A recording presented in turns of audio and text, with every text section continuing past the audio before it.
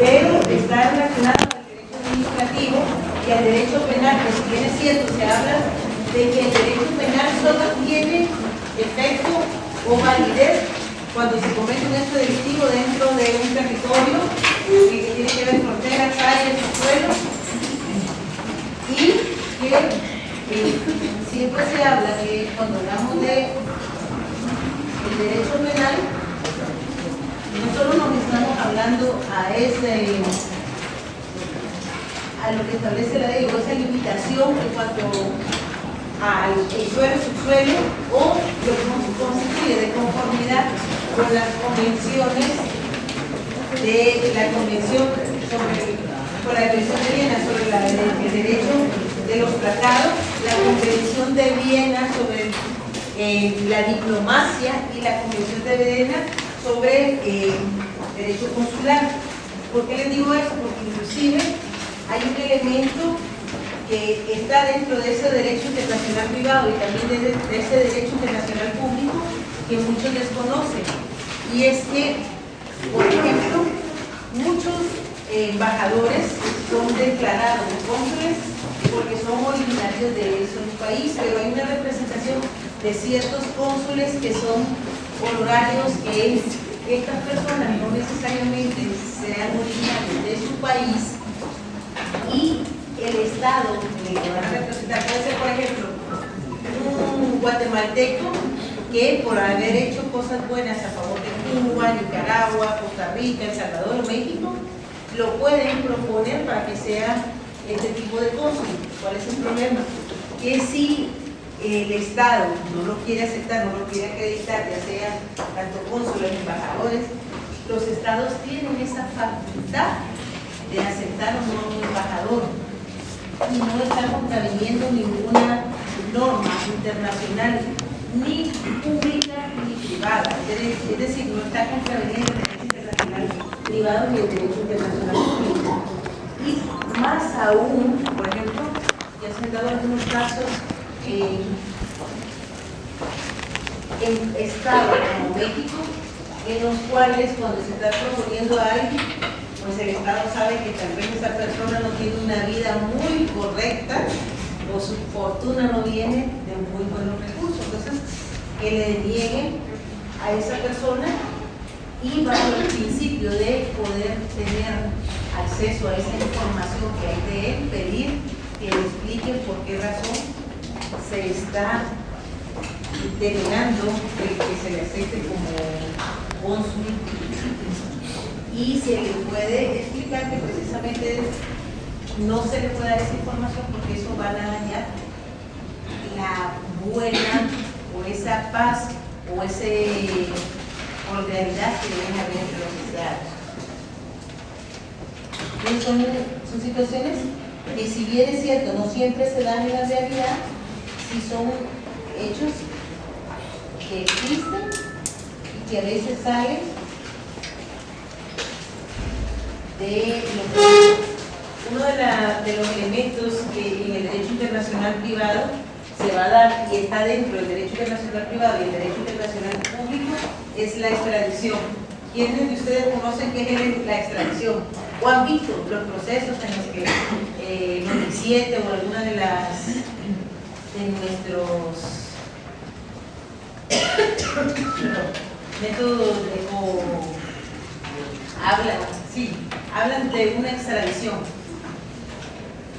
Pero no contesten todos. Miren, es cierto que no han venido 15 días porque están saliendo de examen y esto es el último examen. ¿Sí, compañerita? Cuando un país ajeno, como es El Salvador, solicita a alguien bueno, la compañera tiene la idea, pero la extradición es un acto. Ustedes acuérdense que no pueden decirle, les preguntan en un técnico profesional, ¿qué es la extradición? Y le dicen, cuando me solicitan, no.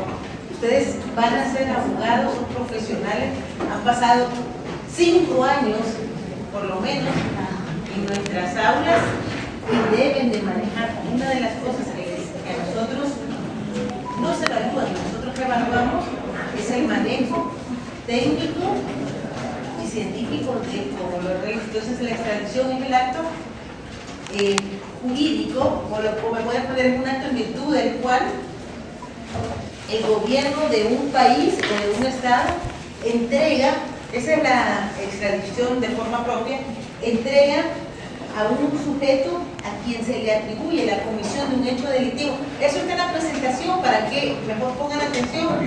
Eso yo se lo mando a sujetos de delito, es decir, quien ha cometido un delito, y cuando hablamos de delito es una acción, es una conducta típica, jurídica, culpable, la punibilidad es una conducta típica, antijurídica, culpable. La punibilidad es una consecuencia. ¿Qué pasa si a usted lo están indicando de que cometió un hecho delictivo, que le dio muerte a alguien? ¿Y por qué es conducta? Y eso para que eso es rapidito. ¿Por qué es conducta? ¿Qué implica una conducta? La voluntad. Pero solo la voluntad. Es que cuando hablamos voluntad y hay acción, pero ¿qué pasa si yo dejo de actuar? Hay omisión. Ojo, por eso cuando hablamos de conducta hay acción o hay voluntad, hay omisión. Por ejemplo, ahorita salimos nosotros y vemos a un niño de 3 años que está llorando y no lo auxiliamos. ¿Hay delito o no hay delito? Claro que hay delito. Somos adultos, podemos por omisión.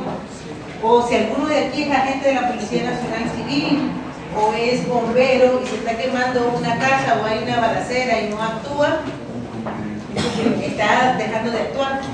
Entonces está dejando de cumplir con ese objeto para lo que él ha estado viendo. Es como una persona que es el capitán de un barco, se está hundiendo el barco, no, él se va en una lancha primero, ¿no? Y tiene el deber de hundirse y sacar a la persona. Es una condición, ¿sí? Por ejemplo, la parte de culpabilidad no siempre se da. Es que, no sé qué en el delito hay elementos positivos. Cuando le estoy hablando de estos elementos, son los elementos positivos. Para que se cometan o para que haya delito, se deben de dar los 4 elementos del delito. Ahorita les explico. Entonces, la primera es la conducta. La segunda es una conducta típica, que previo a que usted haya cometido un hecho, debe estar regulado en cualquier norma penal o cualquier norma que tenga, porque están dispersas, por ejemplo, la legislación forestal, hay delitos, y estos no están dentro del Código Penal, estos no están dentro de la delincuencia organizada. Entonces, que esté tipificado como delito antes de la comisión del hecho delictivo, y eso es lo que está establecido en el artículo 17 de la Constitución Política de la República, en la que establece que no hay delito si no hay una ley previa, no la pena sine ley, no la pena sine previa ley. Y ese tiene 12 elementos, que ya no se los voy a decir porque no estoy dando el derecho penal, pero son 12 locuciones latinas que son acciones que se tienen que dar. Y eso no solo está en el artículo 17, sino también está en el artículo 1 del Código Penal, artículo 1 del Código Procesal Penal. El segundo elemento es la tipificación, que está cometido o está tipificado como el hecho delictivo. Conducta típica antijurídica. ¿Por qué es antijurídica? Porque está en el ordenamiento jurídico y sin embargo va usted en contra de lo que previene. ¿Por qué previene? ¿Por qué es antijurídica? Porque el Estado, para garantizar lo más importante, la vida, la propiedad, la indemnidad sexual, el patrimonio, eleva todas estas categorías a delito para que haya un bien común, para que todos estemos protegidos, y entonces es antijurídica. Pero hay un elemento que va a destruir la antijuricidad. ¿Cuál es? El que hayan elementos que lo justifiquen, que haya, por ejemplo, una legítima defensa, que haya unas causas de justificación. La legítima defensa, está la legítima defensa propia y la legítima defensa putativa. Cuidado, no están en el mismo artículo. La legítima defensa putativa está en, las causas de inculpabilidad están en el artículo 23, 24, la legítima defensa, pero la legítima defensa putativa está dentro de otro articulado Y ahí es donde la legítima defensa expectativa es cuando la persona o el sujeto que cometió el delito creyó que estaba siendo agredido y que estaba en todo su derecho de defenderse. Por eso es putativa, porque está en la creencia racional de que estaban cometiendo un delito. Por ejemplo, y no les digo para que las mujeres vayan a matar a su pareja, pero tienes una casa con un hombre violento y sí se ha utilizado un principio de la defensa pública y estamos de acuerdo. Yo, por ejemplo, sí estoy de acuerdo, incluso con los hijos que defienden a la mamá cuando el papá es un maltratador o casi las ha dejado medio muertas. Pero si no hay un abogado que sea lo suficientemente inteligente, no lo va a saber hacer. ¿Por qué? Llega una persona y ya golpea, patea a la esposa por varios años.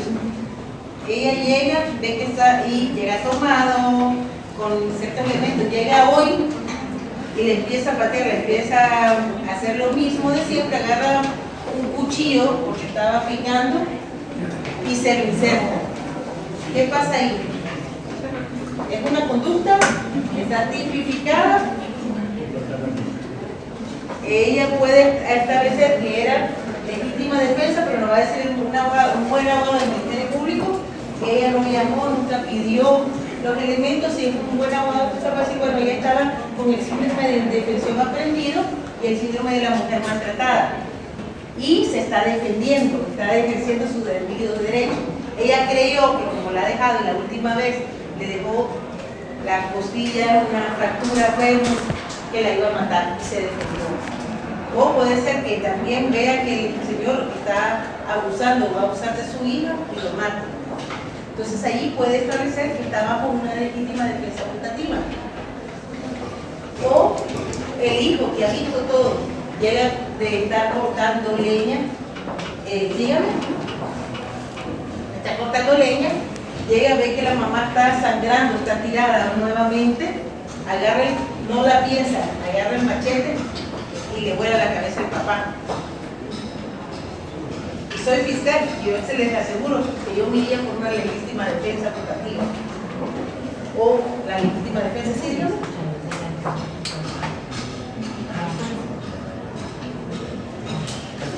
Pasa pues, pero rápido pues. Mira, estamos pasando hacia la gente. A ver, promedio, ustedes, yo cuando ya me estudiara, yo digo que mi hermano trabajaba con 3 zapatos. Lamentablemente, debemos de meses de alquiler que no hemos podido pagar, ya que nuestro trabajito no sacamos el suficiente dinero que necesitamos para poder cubrir mi gasto, lo que es el cuarto. Es por eso que nos hemos decidido, por eso deben cobrar a las personas, no andar haciendo cosas malas que no nos convienen.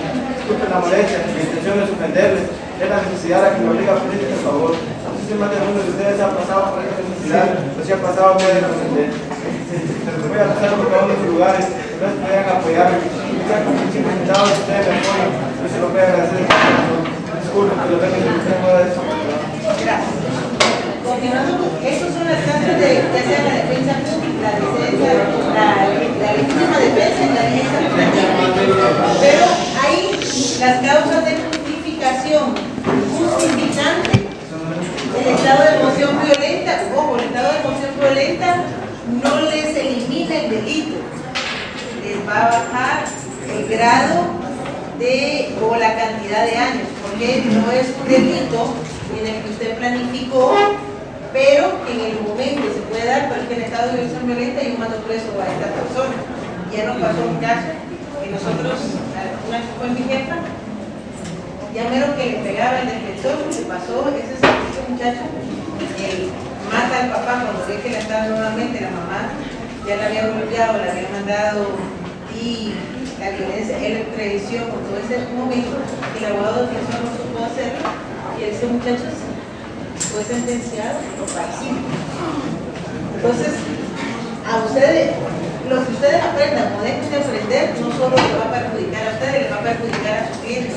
Nosotros tenemos chistes, un mal chiste si ustedes quieren, pero que muchas veces al sindicado le ponen 5 años por la comisión del delito y 5 años por lo que no supo hacer su patrocinado, el abogado que lo defendió. Entonces, yo creo que nadie quiere que le digan a uno que no fue culpa de uno, que alguien inocente no está pagando una condena. Pero puede ser que están en estado de justificación, justificante y disculpante. cuando es un estado de justificación, les estaba diciendo que, por ejemplo, se está hundiendo un barco y no hay lanchas, pero ustedes consiguen una mesa de madera y se tira el compañero y se tira la compañera. Y en un determinado momento el mar está tan picado que uno de los dos tiene que bajarse o lo van a bajar. Ninguno de los dos va a querer morir. Entonces, puede ser que la compañera es mujer, es más débil, el compañero diga, bueno, yo tengo más, voy a sobrevivir, la empuja. Al empujarla ella va a morir. ¿Hay homicidio? Sí. ¿Y qué me dice la doctrina? El derecho penal, al único que le obliga a hacer las cosas y a sacrificarse por otro, es aquellas personas que tienen el deber de cuidado. Justo lo llama el que está en ese elemento de protección. Es un jurista latinoamericano. Entonces, él no es el capitán del barco, le da muerte a ella. Entonces viene y en otra tabla lleva a otra persona y lo acusa cuando llegan y lo detienen por haberle dado muerte a la compañera, porque ella se murió. ¿Qué cree que podía hacer en ese estado? Rapidito dándole esa explicación. En ese estado él puede justificar, bueno, esa tabla de madera no nos aguantaba las dos. Y se moría ella o me moría yo. No le estoy diciendo que cometan delito, cuidado. Porque si le lleva un fiscal de línea, no le va a quedar muy fácilmente, entonces se van a ir preso, depende si lo saben hacer su abogado asesor. Entonces, ¿qué es lo que va a pasar? El abogado asesor va a decir, mira, aquí hay vida y vida. Es cierto, él la sacrificó a ella por salvarse a él. Una vida tiene el mismo valor que una vida. Entonces se puede plantear que hay un estado de justificación justificante, porque los bienes jurídicos tutelados tienen el mismo valor. Pero ¿qué pasa si yendo en el mismo hecho, no es una parte de madera, sino que van en una balsita y el compañero lleva su cofre y ahí tiene sus tesoros? Y entonces no tira el tesoro, tira la compañera. ¿Puede él justificar que le dio muerte a la compañera por salvar el tesoro? No, ahí no puede decir que el tesoro no tiene el mismo valor que una vida humana. Pero podemos ser que van los dos y la compañera, como ve que él se va hundiendo la lancha y no hace caso, tira el arco y él la acusa de darle un daño. Entonces ella sí puede decir que hay un estado de justificación disculpante. ¿Y por qué disculpante? Porque lo que ella el daño que le pudo haber causado a él, que sea patrimonio, no tiene el mismo valor que la vida. Y eso se puede dar en un hecho de tránsito donde una persona se le atraviesa a un niño, se tira a un lado, choca a otro carro y daña el carro o destruye el carro. ¿Por qué? Porque ahí el carro tiene un menor valor que el niño. O está el niño y tira y daña una casa. Entonces esos son los elementos que le da el delito. Y el último elemento es la culpabilidad. Y en la culpabilidad es cuando ustedes tienen que establecer lo que establece el artículo 23 para ver si la persona estaba en su sano juicio para cometer. Por eso la culpabilidad es el elemento, bueno, como nosotros nos han dicho, porque hoy por hoy los tratadistas españoles ya lo llevan a un nivel mucho más amplio, que no terminó hoy la clase, la tercera hoy, pero la culpabilidad es el juicio de reproche que se le hace a cualquiera de nosotros porque estamos en nuestros cuatro sentidos, sabemos, comprendemos que estamos cometiendo el delito, pudimos haber terminado esa fase del intercriminis, lo pensamos, lo maquinamos, tomamos todos los elementos para cometer el delito y lo realizamos. La culpabilidad es el juicio de reproche y tiene dos elementos, porque la culpabilidad, este elemento puede ser ese juicio de reproche, perdón, hay dos elementos cuando está